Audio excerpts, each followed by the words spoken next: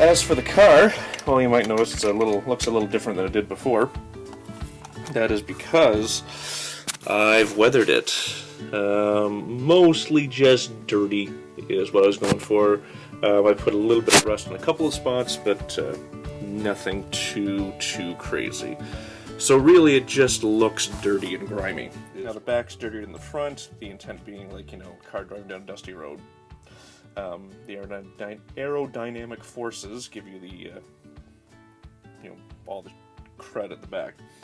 I also did some work on the diamond plate, so it's a little chipped and worn so that it has a used appearance. And yeah. Oh, and I don't know if the camera's going to pick this up, but I clear coated this with a semi-gloss because I want that dull look. But what I did is, once it was on, I took the thinner and cleared a spot in the shape, ideally the shape of windshield wipers. What else? I did a bit of work on the roof. Let me just... So, I still have to do light blocking on the roof bars. And this wiring will be painted black. So it looks like regular cabling. I still gotta use some tool dip and hide those guys, or you know, cover those connections. So yeah, so that's run through the roof and then down the, in this case, down the C pillars. Ground on one side, positive on the other, so everything meets up. The green and white is for the forward strobe. And yeah, as you can see, there's also green and white for this roof light because they'll be on the same strobe circuit from this side of the circuit board. Now this still needs to be miniaturized. I mean, we're talking, what, maybe 2 by 1.5, 2 by 2 if I'm careful. So it's going to be a bit of a challenge, but I think it'll be interesting. Circuit working the way I want. These two UV guys are for the will be for the roof flashers, which is, yeah, sorry. Yeah, so basically I can just wire this in and that's good to go.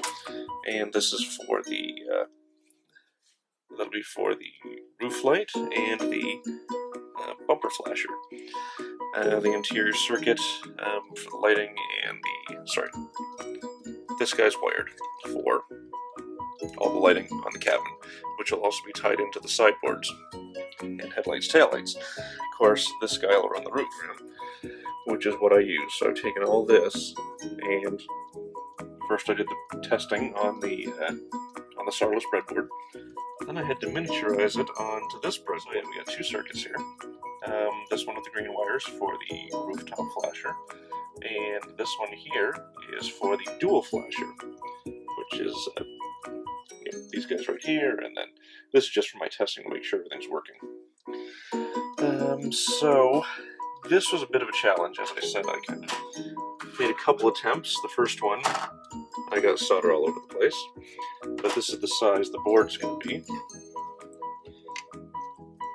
And yeah, even then it's going to be tight, so I'm going to have some fitting to do. So this guy is going to be trimmed way down.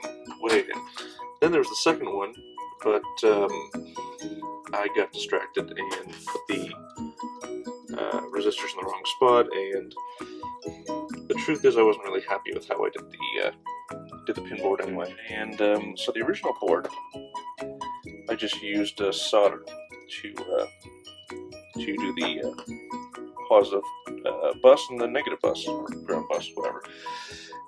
For the third attempt, pardon me, this is actually a piece of solid wire, I guess.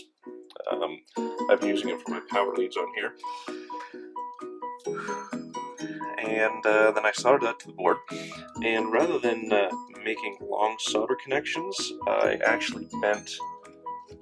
Let me grab something here. So here's our LED, obviously.